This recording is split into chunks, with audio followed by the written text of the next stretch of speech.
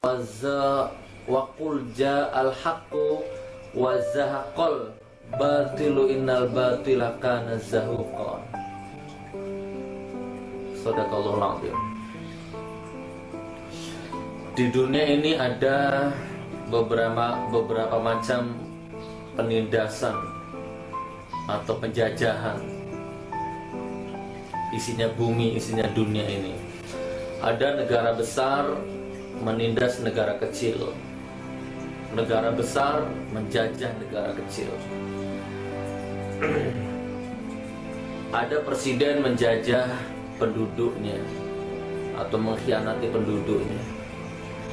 Ada wakil rakyat, DPR, MPR yang menjajah rakyatnya, mengkhianati rakyatnya. Ada dukun yang menjajah pasiennya. Bahkan ada ustadz yang menjajah santrinya atau menjajah jamaahnya. Atau ada dalam tanda petik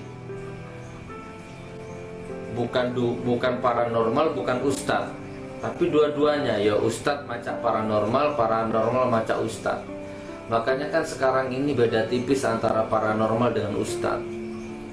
Ada ustadz, ada paranormal tapi bersurban, terus maca ayat, maca hadis, ngobati wong, orang tidak kena santet ditangani seolah-olah kena santet.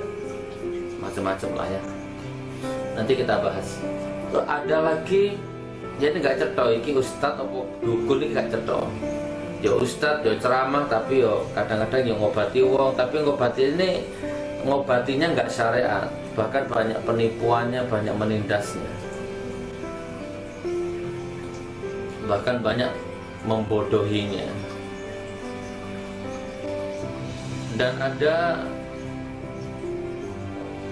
terutama BMI ya, BMI ku ono arah wedok BMI yang dijajah oleh gendakane, oleh pacarnya, entah itu pemuda lontang lantung, entah itu oknum.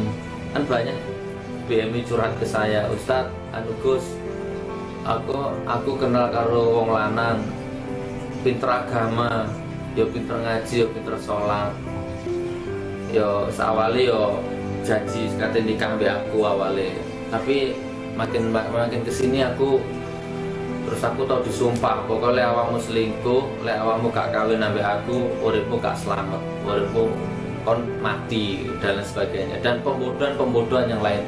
Dan konyolnya banyak teman-teman kita BMI yang TKW ya, BMI yang terpedaya oleh itu sampai bertahun-tahun hidup dalam belenggu cengkraman ustadz gadungan atau oknum ustadz atau oknum paranormal ini. Kultum kali ini akan mencoba membebaskan Anda dari itu semua, kalau Allah mengizinkan. Wa qul ja'al haqqu wa zahaqal batilu innal batila kana zahuqan. Kalau tiba kebenaran, maka yang batil akan hancur. Karena memang kebatilan tidak akan pernah bisa mengalahkan. Kebatilan itu memang sesuatu yang hancur maksudnya. Jadi ini, siapa merasa penduduk Indonesia yang saat ini kecewa dengan presiden? Ya sudahlah, nggak usah terlalu lama-lama kecewa, nggak usah terlalu lama-lama patah hati. Ya memang begitulah, dari dulu ya begitu, dan sampai kapanpun akan begitu. Ya, waktu kampanye, bla bla bla bla bla, gletek itu kan. Siapa yang Anda mungkin pernah menaruh harapan besar kepada wakilmu di MPR atau di DPR, wakil rakyat? Ya ternyata geletek. Anda dicampakkan, Anda dilupakan, bahkan Anda dikhianati. Terus gak usah dipikir, gak usah loro hati, gak usah terlalu dalam, tapi ya jadikan pengalaman. Maksud saya digendungi mau lebihin gak mari-mari gitu kan, dibohongi dari dulu gak selesai-selesai. Wes kembalikan kepada Allah. Toh dia mengkhianati itu kan, dia juga mengkhianati Allah. Ojo maneh awakmu Gusti Allah ya dikhianati kok. Disumpah tuh waktu dijabat, waktu dilantik dia disumpah pakai Al-Quran itu. bersumpah pakai Al-Quran loh. Allah saja dibuat main-main, Al-Quran saja dibuat didustai dan diingkari, apalagi cuman Anda manusia. Mereka itu memang enggak, sudah hatinya sudah wallahu a'lam bishawab, teko opo hatinya itu. Coba, masih banyak rakyat yang miskin, masih banyak, bahkan lagi rame di dunia maya itu anak sekolah SD itu mempertaruhkan nyawanya berangkat ke sekolah untuk nyeberangi jembatan itu dalam tanpa pengaman. Macam ini memang luar biasa. Allah itu ya, penduduk Indonesia itu tidak ada di seluruh dunia kayak Indonesia ini, tidak ada. Anak SD gelandot nang jembatan tinggi tanpa pengaman. Subhanallah. Nah sementara pemimpin ini, pejabatnya bingung rapat budget, bahas anggaran, bingung ganti mobil mewah, bingung ganti mobil dinas mewah, bingung ini, bingung ini. Ya di dalam otaknya hanya laba, laba, laba, laba, dan laba. Sekarang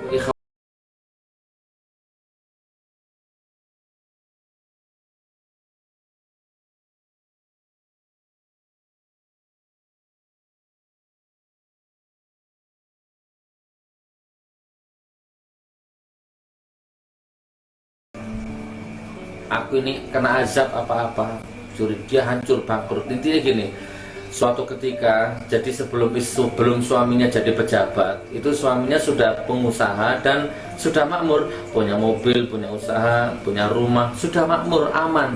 Tiba-tiba dia nyalek jadi pejabat dan terpilih. Makanya ya, kalau ada orang baik, orang jujur masuk ke politik, yang niatnya awal mau membersihkan kotoran-kotoran politik, itu bagus niatnya, tapi sampai sekarang survei membuktikan belum ada yang tercatat dalam sejarah orang baik masuk ke politik terus politiknya bersih, ketularan baiknya dia itu nggak ada. Yang ada malah orang yang baik ini yang malah ikut rusak di situ. Jadi suatu ketika suaminya nyalon dan menang dan terpilih dan jadi wakil rakyat, sampai suatu ketika suaminya ini korupsi sekitar 300 juta. Luar biasa ya, korupsi 300 juta, KPK lolos, polisi lolos, wartawan lolos, pers lolos, terus LSM lolos. Jadi korupsi ini nggak kelacar ya, 300 juta. Ya, yang tahu hanya suami istri berdua ini. Sudah, singkat cerita, seiring dengan perjalanannya waktu, 2 tahun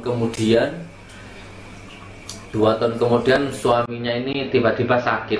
Hanya sakit ringan, check up biasa ke rumah sakit. Ternyata setelah didiagnosa, dokter menemukan ada satu penyakit yang ternyata bahaya. Akhirnya dilakukan pemeriksaan komplit, benar ditemukan indikasi ada tumor otak. Oke, singkat cerita langsung opname. Oke, singkat cerita ini panjang ceritanya, saya potong. Akhirnya penyakitnya suaminya ini tambah parah, dan seluruh hartanya ludes untuk biaya pengobatannya suaminya ini, dan tidak sembuh. Gini loh, korupsi uang 300 juta, polisi nggak tahu, KPK nggak tahu, LSM nggak tahu, pers nggak tahu, semuanya nggak tahu, lolos 300 juta. Tapi suatu saat wakul ja'al haqqu wa zahaqal batil innal batila kana zahuqan, akan tiba kebenaran. Akhirnya apa? Allah tegur dia, Allah cubit dia, kena penyakit, dan akhirnya uangnya habis. Untuk biaya pengobatannya ini lebih dari 300 juta. Bahkan harta yang tidak ikut-ikut dosa itu kena imbasnya, kesedot semua ke sana. Dan sekarang dia menjadi orang yang miskin, fakir miskin.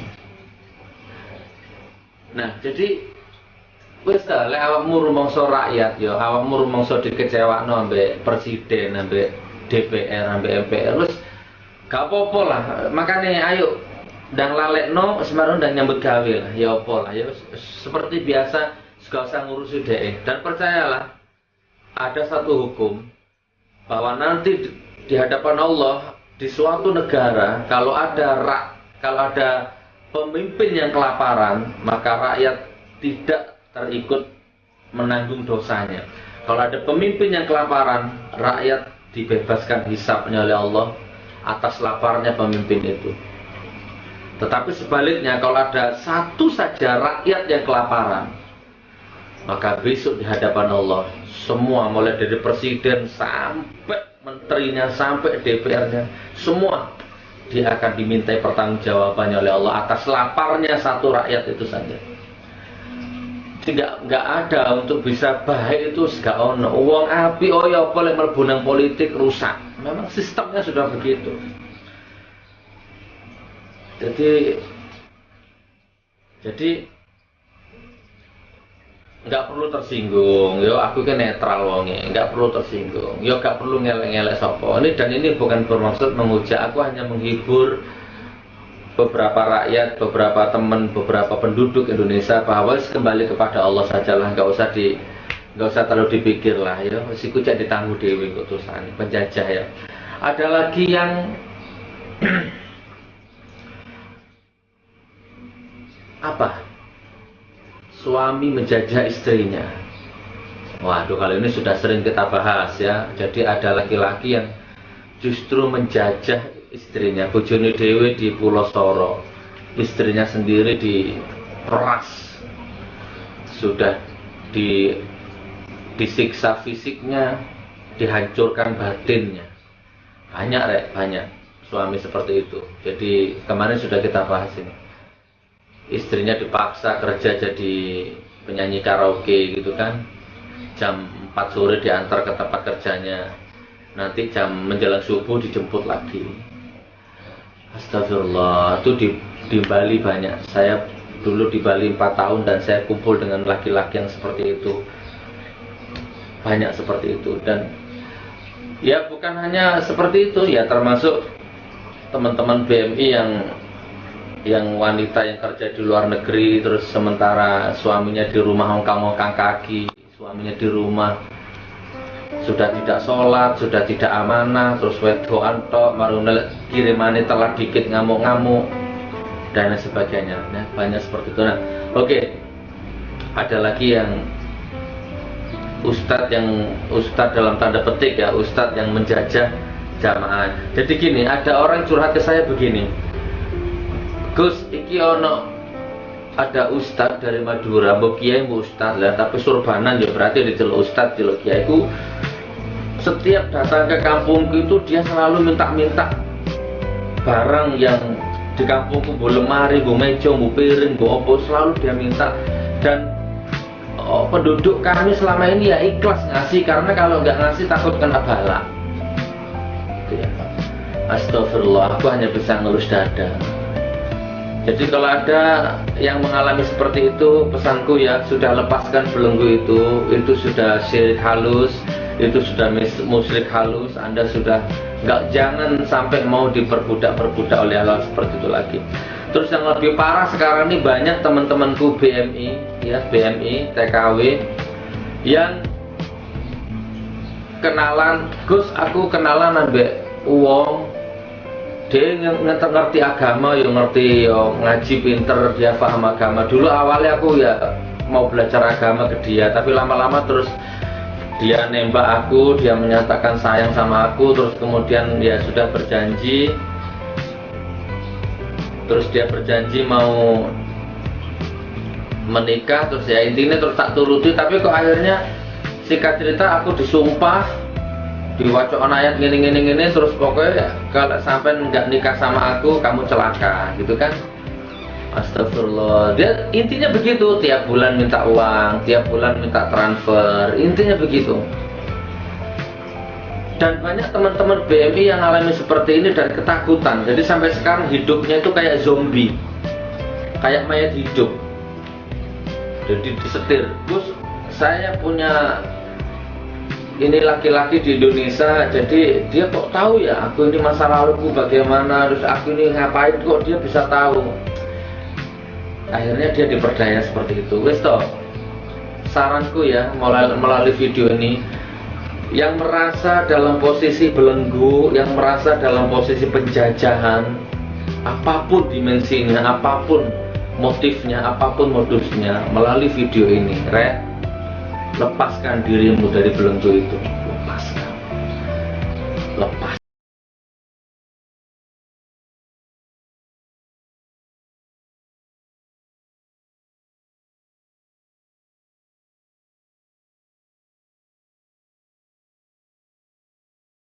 Salah selama kita berhubungan ini, Mas. Setahun kita membina hubungan, terus aku kok seakan-akan tersadar bahwa aku ini terikat oleh kekuatan yang tidak sehat selama dengan sampean ini. Yo sama yo njaluk duit, yo kan nggak pantas tuh laki-laki njaluk duit. Opo sudah sering kita bahas itu lanang gatel kan.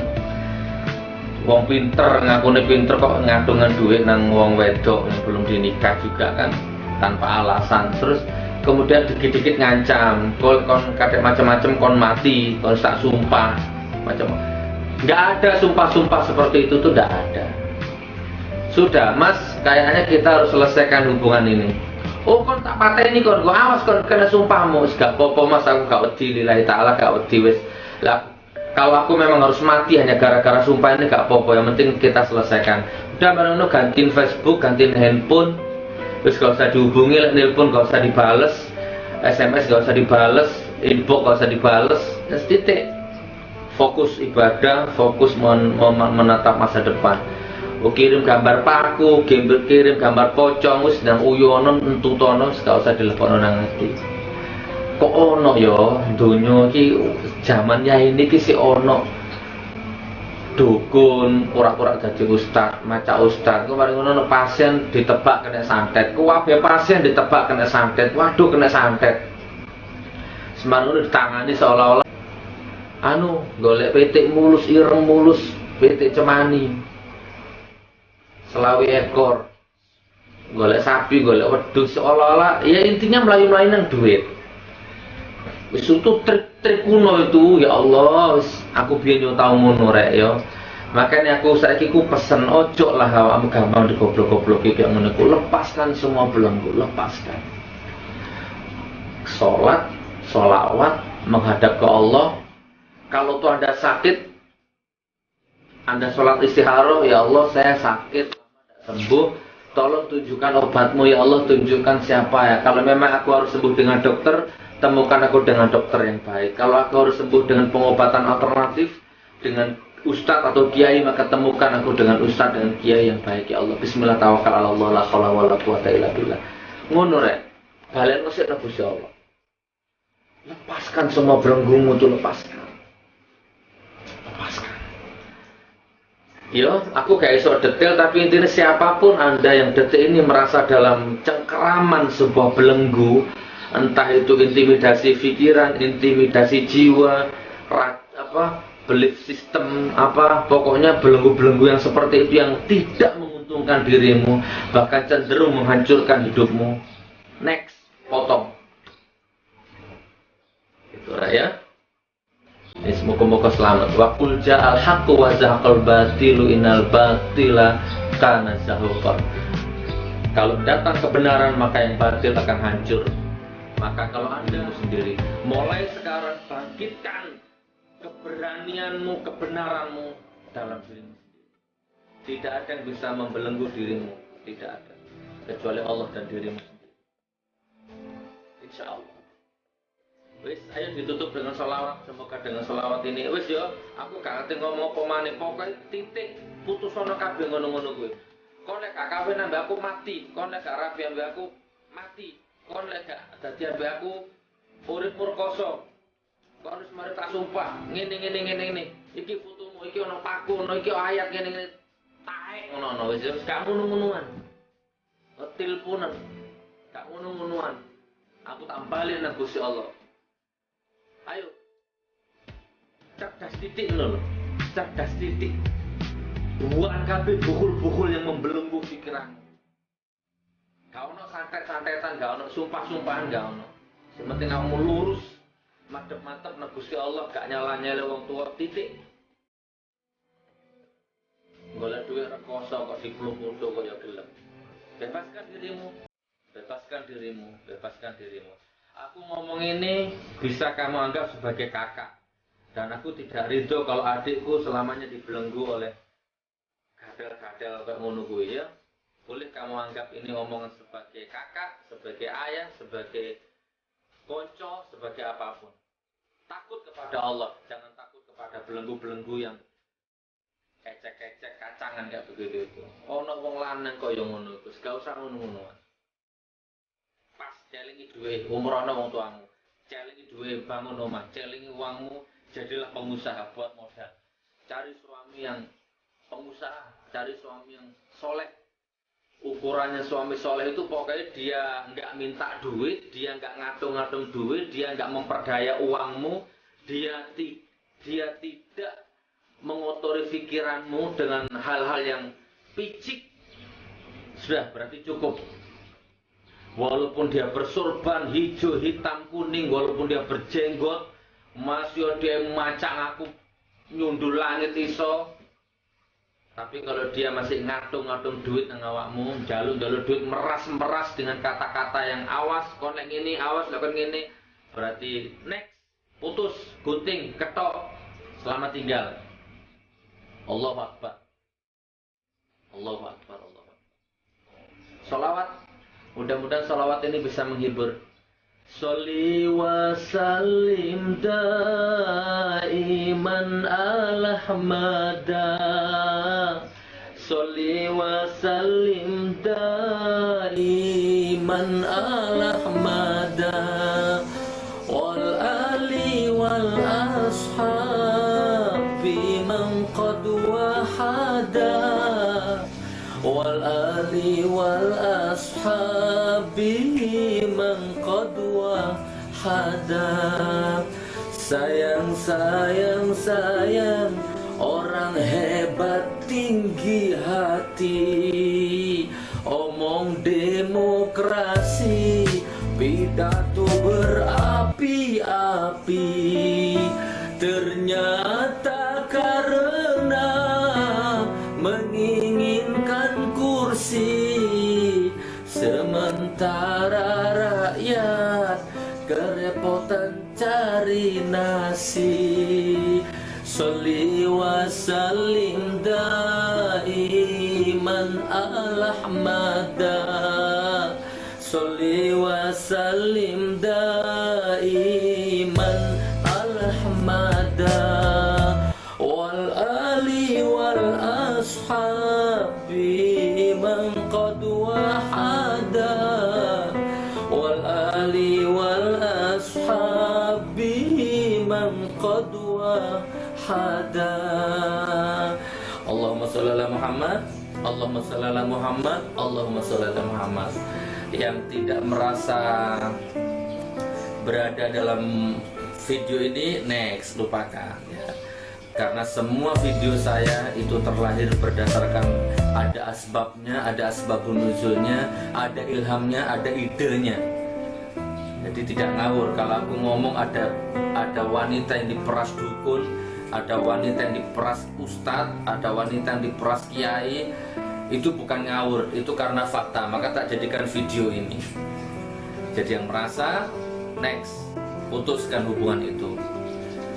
Wabillahi taufiq wal hidayah wal hidayah. Wassalamualaikum warahmatullahi wabarakatuh.